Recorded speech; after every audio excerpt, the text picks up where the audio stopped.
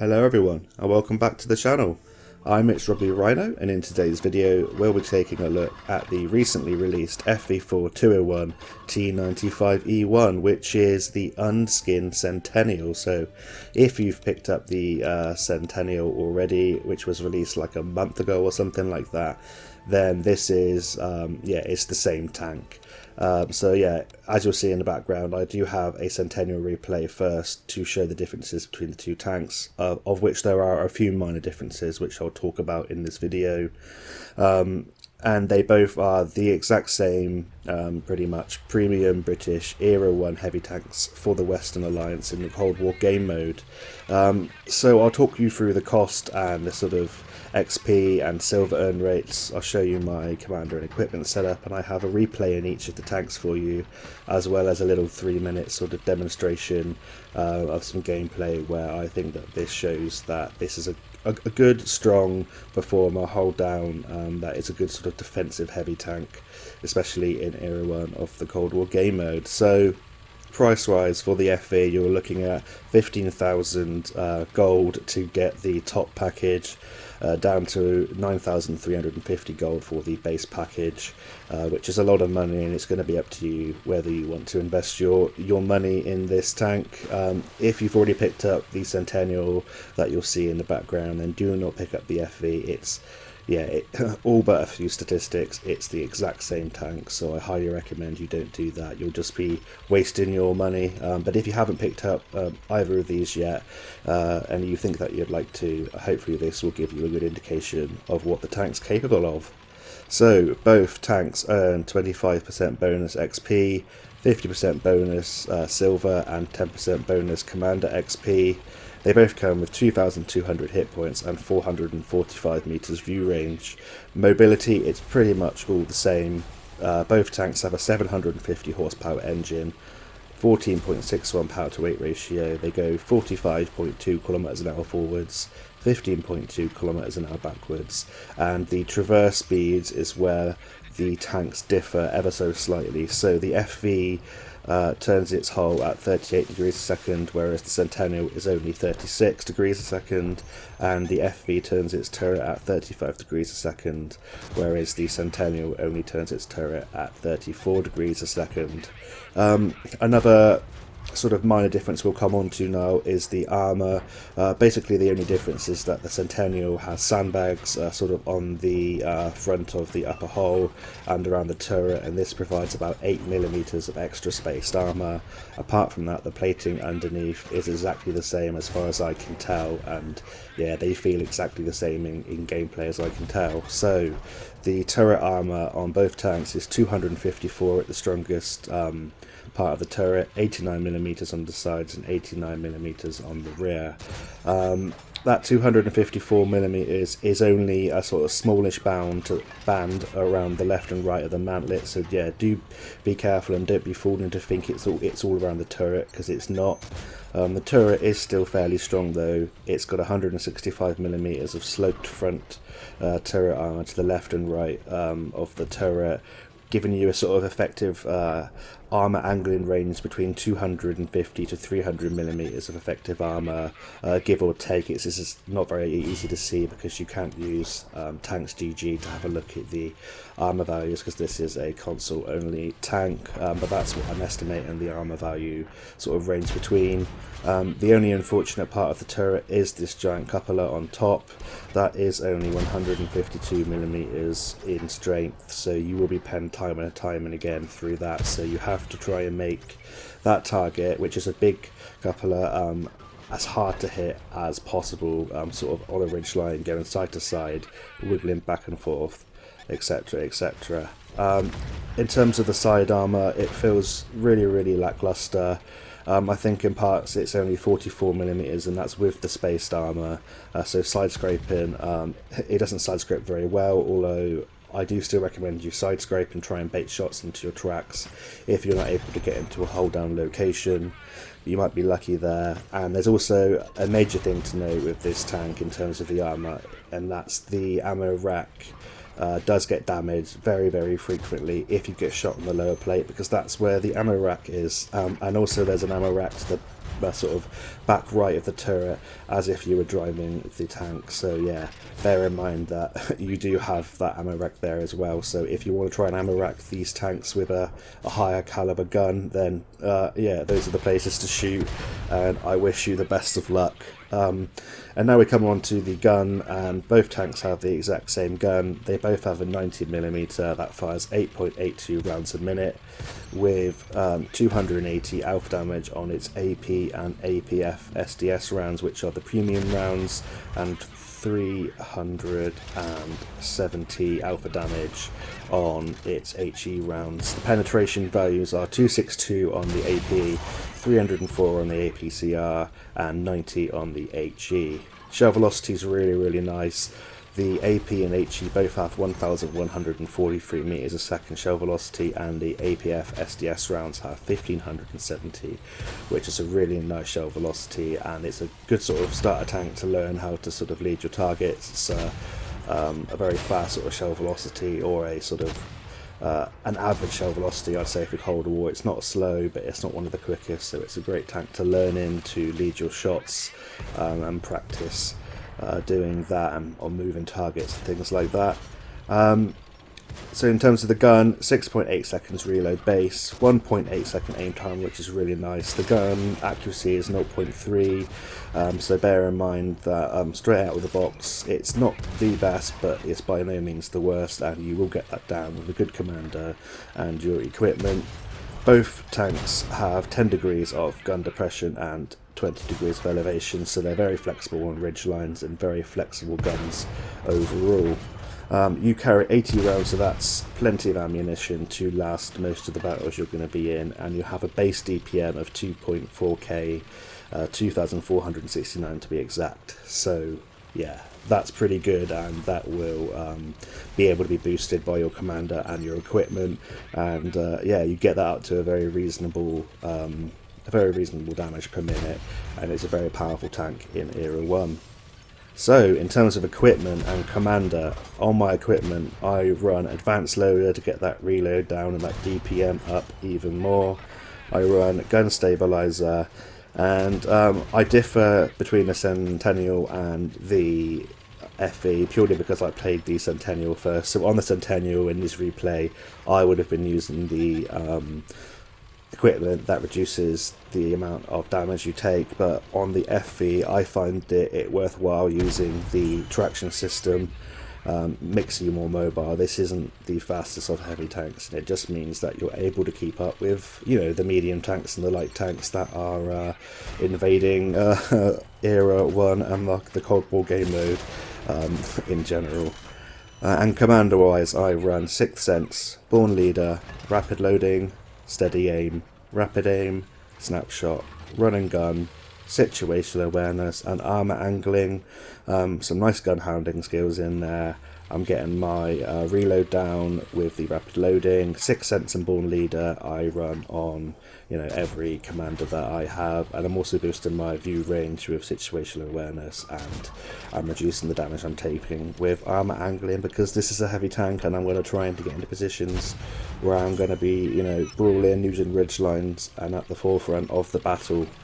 So with my equipment and commander setup, I now have a 494 meter view range. I can now go just shy of 50 kilometers an hour forwards and just shy of 17 kilometers an hour backwards, and I now traverse my hull at 41.8 degrees a second and my turret at 40 degrees a second.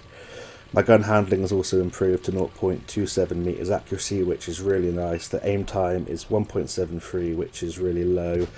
This gun feels very nice, and it's got a great reload now of 5.28 seconds with a DPM of 3.1k. I appreciate that's a lot of statistics for you. Obviously you can re-watch and write things down if you want to, that kind of thing. I just want to get all the information out there for you, just to sort of show the minor differences and the strengths of both of these tanks. If you wanted my opinion on whether to get the Centennial or the FV, I mean, it really doesn't matter in my opinion. I think the FV is sort of better in terms of the sort of traverse thing, that kind of thing, but the sandbags do help catch some shells, so I really don't have a preference. And as you can see, I did really well with the Centennial there, picking up 7.1k direct damage, 5 kills, MVP, 276 assistance damage, and make a bucket ton of silver. So that's it for the first replay. We'll head on into a replay in the FV, and then I'll show you this little defensive 3-minute clip that I have on Westfield where I try and take down half the enemy team, where I accidentally go to a flank by myself. So I'll see you there in a bit. So we're now into the second replay of the video, and we're here on Thiepval Ridge in the FV4201 T95E1, and this tank is a tank that excels hold down. I know you have that weak coupler on top, but you have to try and use the strengths of your tank, and you have to get this thing hold down, and you don't have great armor elsewhere, so hold down is your best option. And if you do move side to side and wiggle around on ridge lines, you will bait shots into the front of your turret, and you will get people to aim at the sides of your turret, and they will ricochet off the sloped armor. And maps like this are perfect where there are lots of ridge lines, there are lots of sort of ups and downs in the terrain. It allows you to get hold down, hide your lower plate, and you want to hide your lower plate at all costs because of that ammo rack that's behind it. You will get your ammo rack damaged time and time again. It might even happen multiple times in this video, and it is very annoying with this tank. But having said that, I think it's a very sort of capable and powerful tank in Era 1. I think that maybe this is a really nice tank for a newer player to learn that kind of hold down gameplay, if they haven't been able to get a tank like the T95E1, because that pretty much is a better tank than this. I'd say all round it kind of has similar mobility. It is a medium tank, but it has, you know, really nice turret armor, and it has higher alpha. You know, this is a good tank to learn hold down gameplay, to learn how to use, you know, DPM, that kind of thing.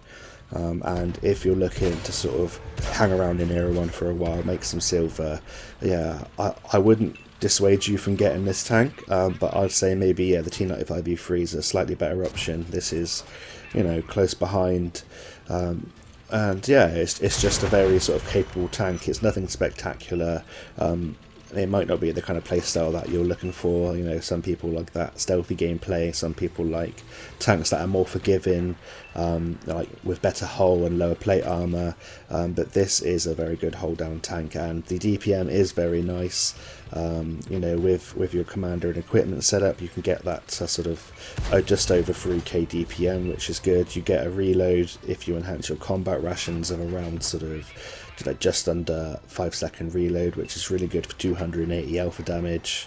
And it is nice having that 280 alpha damage. I mean, you do roll lower than you do in World War II because of the RNG changes, and it's nice to have that 280, meaning you're rolling for sort of 240, 250 sort of more often than not.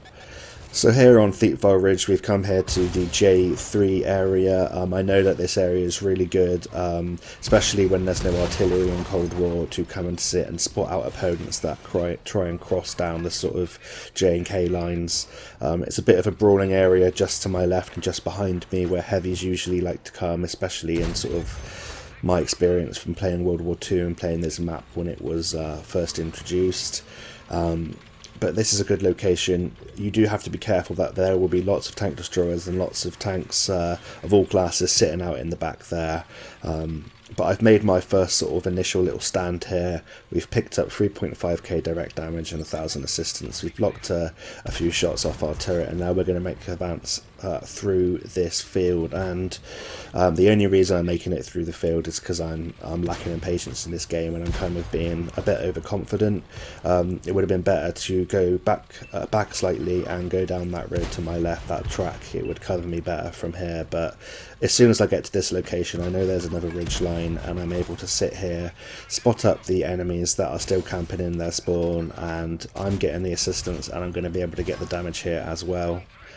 And as you can see there, when you're sort of pulling away around the corner, I did over angle there, but try and pull away and angle it around 45 degrees. You might bait a shot into the sort of upper hole, and you might be able to bounce shots that way. It's not particularly strong, but it's strong enough to get sort of some auto ricochet angles, so yeah, do be careful of that. But as you can see, when I'm advancing, I'm trying to advance from sort of position to position that allows me to go hold down using you know, ridge lines, rocks, that kind of thing.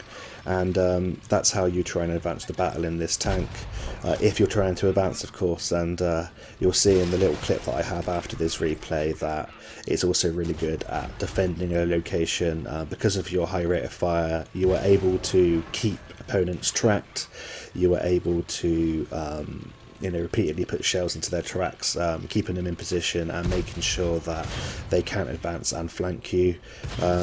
Unfortunately, I missed the ram there, and that is going to probably be, spoiler alert, my demise in this scenario. I've kind of over pushed here. I was a little bit overconfident. I'm still going to be able to pick up, you know, a nice bit of damage here. We do manage to get our final kill, and I'm just hoping that we have enough DPM to be able to take out this T54. I'm just gonna turn the back of my tank out there, track that T54 in place, and we missed the shot that would have kept us alive, but it doesn't really matter. The game is won by that point. We've picked up 6.5k direct damage and 2.4k assistance damage, and I'll skip through to the end of this replay, and we'll talk about this little 3-minute clip I have for you of me defending a flank by my own because of my own sort of lack of awareness at the start of the game. So I'll see you at the end of this game. So that's the end of that replay, and as you can see, we finished MVP with 6.5k direct damage. We picked up 2.4k assistance, 3 kills, 1652 base experience points, and just shy of 300,000 silver. And we also blocked 2.2k, showing you that this turret is actually very good. So we're going to head on now into this little 3-minute clip I have for you and show you how good this tank is at defending a location.